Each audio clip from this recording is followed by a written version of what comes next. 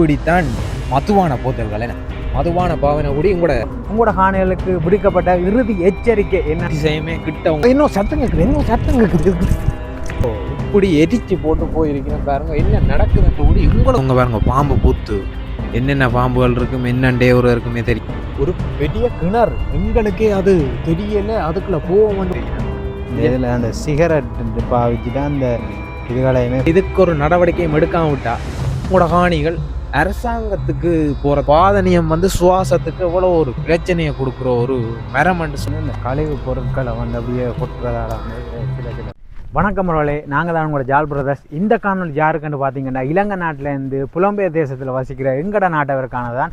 உங்களோட காணிகள் உங்களுக்கு வேணுமென்று சொன்னால் இந்த காணொலியை மறக்காமல் பாருங்கோ. உங்களோட காணிகளுக்கு விடுக்கப்பட்ட இறுதி எச்சரிக்கை என்னன்றது தான் நாங்கள் இதில் காட்ட போகிறோம். தொடர்ந்து எங்களோட காணொலியை பாருங்கோ, மறக்காமல் சப்ஸ்கிரைப் பண்ணுங்கோ. அப்போ தான் நாங்கள் போடுற வீடியோக்கள் உங்களுக்கு தொடர்ந்து வரக்கூடிய மாதிரி இருக்கும். வாங்க காணொலிக்குள்ளே போகலாம்.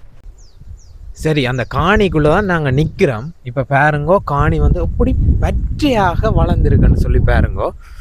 உங்களோட காணிகளுக்கு என்னென்ன நடக்குதுன்றதையும் தான் பார்க்க போகிறோம். பாருங்கோ, பச்சையாக இருக்குது. இதுக்குள்ள டெங்கு நுழாம்புகள் மற்றது டெங்கு நுழாம்புகள் மாதிரி பரவுறதுக்கான சான்ஸும் இருக்குது. இப்படி பச்சைகளை துப்புரவாக்காமல் விட்டால் பக்கத்தில் இருக்கிற வீட்டாக்களுக்கு கூட இது பாதிப்பை ஏற்படுத்தக்கூடிய மாதிரி இருக்குது. இப்போ சிக்கன் குனியாவிலேருந்து சகல வருத்தங்களும் வந்தோன்னு இருக்குது. இப்போ காணிகளை துப்புரவு செய்யணும்னு சொல்லி அரசாங்கங்களால் கூட நிறைய செயற்பாடுகள் மேற்கொள்ள சொல்லி அறிவித்தல்கள் விட்டுருக்கணும்.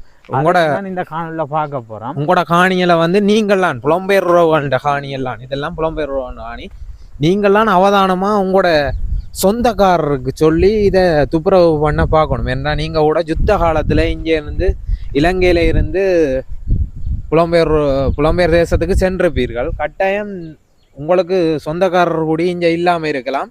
கட்டாயம் நீங்கள் உங்களோட காணிகளை ஒருக்கா அலசி ஆராய்ஞ்சு பாருங்கோ. ஏன்னு சொன்னால் இறுதி அறிவித்தெல்லாம் நிற்கிது. ஏனென்றா இப்போ கட்டாயமாக எல்லாருக்குமே டெங்கு நுழாம்புலேருந்து சிக்கன் குனியாலேருந்து சரியான வைரஸுகள் எல்லாம் பரவி கொண்டிருக்குது. மற்றது உங்களோட காணிக்க இன்னொரு பிரச்சனை நடந்து கொண்டிருக்குது. என்னன்னு சொன்னால் யார் எவரண்டே தெரியல. பாருங்கோ, இப்படி எரிச்சு போட்டு போயிருக்கேன். பாருங்க என்ன நடக்குதுன்ட்டு கூடி உங்களுக்கு கூடி தெரியல. என்ன பாருங்க, இப்படி எரிச்சு கிடக்கேன்னு ஃபுல்லாக எரிஞ்சிட்டு பாருங்க.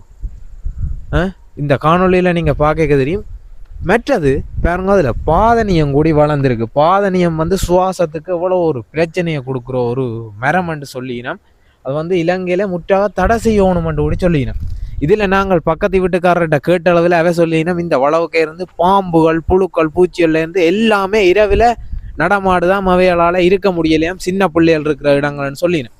இது நாங்கள் உங்களுக்கு காணியல் இந்த காணொளி போடுறதுக்கான காரணம் ஒன்று இருக்கு.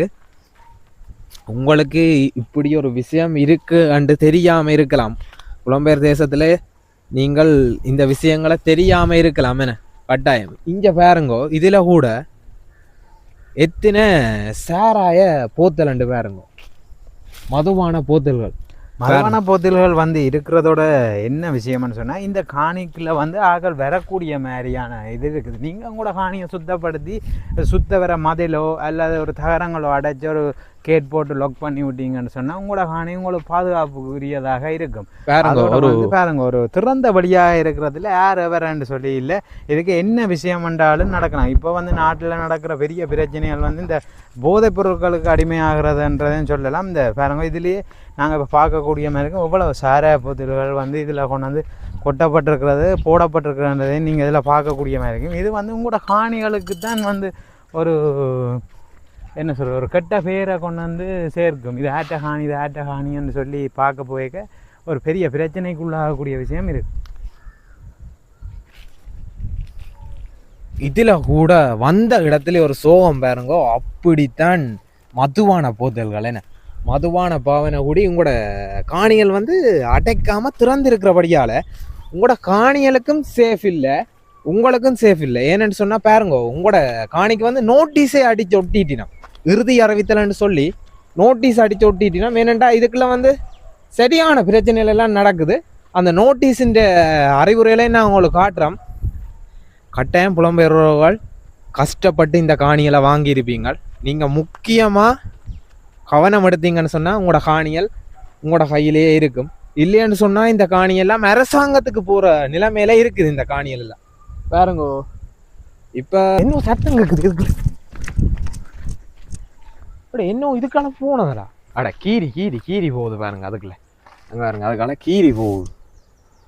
அது என்னன்னு சொல்ற ஒரு புல்லுகள் பத்துகள் வளர்ந்தா பக்கத்துல இருக்கிறாங்களுக்கு டேஞ்சர்றான், எல்லாருக்குமே டேஞ்சர். இங்க பிசுங்கான கொடியெல்லாம் உட்டாச்சு போட்டிருக்கு நம்ம பாருங்க. இதுக்குள்ள வாராக்களுக்கு என்னென்ன நடக்கும் என்னென்ன கூடி தெரியல, என்னென்ன எல்லாம் குடிச்சிருக்கணும். இதில் அந்த சிகரெட் பாவிச்சுட்டு அந்த இதுகளையுமே போட்டிருக்கணும் பாருங்க, அதையும் பார்க்கலாம். இந்த இதில் ஒன்று இதெல்லாம் போட்டிருக்கணும். இங்கே இஞ்சால பார்த்தீங்கண்டா ஒரு பெரிய கிணறு, எங்களுக்கே அது தெரியல. அதுக்குள்ள போவோம்னு ஓட்டு பார்த்தா கிணறு, அதுக்குள்ள கிணத்துக்குள்ள ஃபுல்லா குப்பையால மூடப்பட்டிருக்கேன்னு அருமை. அந்த கிணறுகள் வளங்கள் உங்களோட காணியில பாருங்க, மஞ்ச முன்னாவோ வேப்ப மரம் இழந்த மரம் கூடி பாருங்க எரிஞ்சு போயிருக்கேன்னு. இழந்த மரத்தை கூடி யாரோ எரிச்சிருக்கணும். என்னென்ன நடக்குது என்னன்னு உங்களுக்கு தெரியல. நீங்க கட்டாயமா இதுக்கு ஒரு முக்கியமான நடவடிக்கையை எடுங்கோ. இப்படியே தொடர்ந்து அங்காலையுமே ஒரு 5-6 காணி யாழ்ப்பாணத்திலேயே என்ன பொறுத்தவரையில நான் பார்த்த அளவுல ஒரு 100க்கும் மேற்பட்ட காணிகள் வந்து ஒரு புலம்பெயர் காணிகள் வந்து வீணா போய் இப்படியே இருக்குது. நீங்கள் உங்களோட என்னன்னு சொல்ற உங்களோட சொந்தக்காரர் மூலம் இதுக்கு ஒரு நடவடிக்கை எடுங்கோ. அயலவர்களும் பாவம், உங்களோட காணிகளுக்கு 10 போயிருக்கண்டு பாருங்க. இப்படி 10 போயிருக்கண்டு பாருங்க. முள்ளுகள் அதுகள் இதுகள் எல்லாம் முளைச்சு பிளாஸ்டிக் போத்தில்கள் ஒரு கேவலமான விஷயமா போய் கொண்டிருக்கு. உங்களுக்கு என்ன நடக்குதுன்னு தெரியாது, உங்கள பிள்ளை சொல்லலாது. இங்க இருக்கிறார்களும் கட்டாயம் பார்க்கணுமே. இங்க பாருங்க இறுதி அறிவித்தல் கூடி வந்திருக்குது. இந்த வளவுக்கு இறுதி அறிவித்தல், இந்த வளவு காணிகளில் பச்சைகள் மற்றும் நீர் தேங்கும் இடங்களை 2 வாரங்களுக்குள் அகற்றி துப்புரவு செய்யாவிடின் 1987 ஆண்டின் 15ஆம் இலக்க பிரதேச சபைகள் சட்டத்தின்படி சட்ட நடவடிக்கை எடுக்கப்படுவதுடன் இவ் ஆதனத்தை பிரதேச சபையின் பராமரிப்பின் கீழ் கொண்டு வருவதற்கு முன்னறிவித்தல் இன்றி நடவடிக்கை எடுக்கப்படும் என்பதை தெரிவித்துக் கொள்கிறேன். அப்ப பாருங்க, உங்களோட காணிகள் 2 கிழமைக்கு பிறகு நீங்கள் இதுக்கு ஒரு நடவடிக்கையும் எடுக்காம விட்டா உங்களோட காணிகள் அரசாங்கத்துக்கு போறதுக்கான வாய்ப்புகள் கூடி இருக்கு.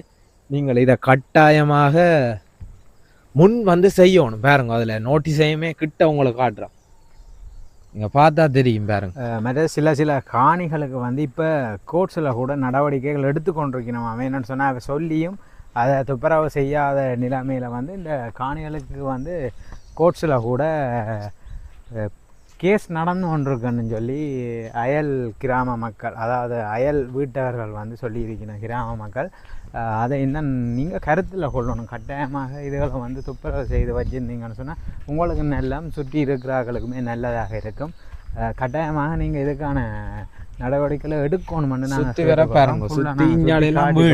இங்காலெல்லாம் வீடுகள் இருக்குது அப்படின்னு சொல்லிக்க உங்களோட காணிகள் வந்து இப்படி துப்புரவு இல்லாமல் இருந்தால் கட்டாயமாக அது ஒரு பிரச்சனைக்குரிய. பக்கத்தில் இருக்கிறாக்களுக்கு கூட ஒரு டேஞ்சர் என்ன அறிவித்தல் கொடுத்துருக்கணும் பாருங்க. இந்த வளவுக்கானது அப்படி எஞ்சால வந்து வேற காணி இது வந்து அதை விட மோசமாயிருக்குன்னு சொல்லலாமே. இதுக்குள்ள நீங்கள் புலம்பெயர்றவர்களே கட்டாயம் ஒரு கத்தரிக்காய் தோட்டமோ இல்லை ஒரு வாழை தோட்டமோ அதை செய்தா கூடி உங்களுக்கு கட்டாயம் பிரியோசனமாக இருக்கும். அங்கே பாருங்க அதுக்குள்ள கூட பாம்பு பூத்து என்ன இதில் நிற்க பாருங்க. உங்க பாருங்க பாம்பு பூத்து என்னென்ன பாம்புகள் இருக்கும் என்னண்டே ஒரு இருக்குமே தெரியாது. என்னென்ன பட்டைகளுக்கு இருக்கிறது கூட விஷப்பாம்பாக தான் இருக்கும். அங்கே பாருங்க இந்த வளவுக்கு கூடிய ஒரு கிணறு என்ன பார்க்க எங்களுக்கே ஒரு கவலையாக இருக்குது. அங்கே மரங்களில் கூட இந்த பலகைகள் எல்லாம் மாட்டிச்சு வச்சிருக்கணும். என்னென்ன நடக்குதுன்றே உங்களுக்கே தெரிஞ்சிருக்காது. இதில் வந்து இந்த கழிவு பொருட்களை வந்து அப்படியே கொட்டுறதால வந்து சில பிரச்சனைகள் வந்து ஒன்று இருக்கும். அதே இதில் பார்க்கலாம். நீங்கள் பாருங்கள் இந்த வளவுமே சுட்ட வர வந்து பற்றைகளாக தான் இருக்குது. ஆனால் பக்கத்தில் எல்லாமே வீடுகள் எல்லாமே இருக்குது பாருங்க. ஆனால் சுத்த வர பனை மரங்களும் பனை காடுகள்ன்றே சொல்லலாம். ஆனால் ஃபுல்லாக பாதனியங்களும் அதுகளும் இதுகளும் பாருங்க. புளிய மரம் கூட இருக்கேன் உங்களோட புலம்பெயர் காணியில் புளிய மரங்கள் கூட இருக்குது. இதை கூட நீங்கள் ஒரு தேவைக்கு பயன்படுத்தி கொள்ளலாம். ஏழைகள் கூட புளியம்பழத்துக்கோ அதுக்கு இதுக்கெல்லாம் கஷ்டப்பட்டு கொண்டிருக்கணும். நீங்கள் கட்டாயம் இதுக்கு ஒரு நடவடிக்கை எடுத்து உங்களோட காணிகளை ஃபுல்லாக அடைச்சிங்களா இருந்தால் இதுக்குள்ள வந்து போதைப்பொருள் பாவிக்கிறார்களோ யாருமே உள்ளுக்க வர முடியும். யாருமே கட்டாயம் நீங்கள் முன்னடவடிக்கை எடுத்துக்கொள்ளுங்கோ. ஏன்னு சொன்னால் நாங்கள் இதில் சொல்கிறது இதுக்கு தான், இந்த காணிகளை வந்து துப்புரவாக வச்சிருங்கோன்றதுக்காண்டி தான் சொல்கிறோம். இதோட இந்த காணொலியை நாங்கள் நிறைவு செய்து கொள்கிறோம். இந்த காணொளி பற்றிய கருத்துக்களை நீங்கள் மறக்காமல் சப்ஸ்கிரைப் பண்ணுங்க, கருத்துக்களை பதிவிடுங்க. வாங்கோ, அப்படியே அடுத்தடுத்த காணொலியில் மீட் பண்ணலாம்.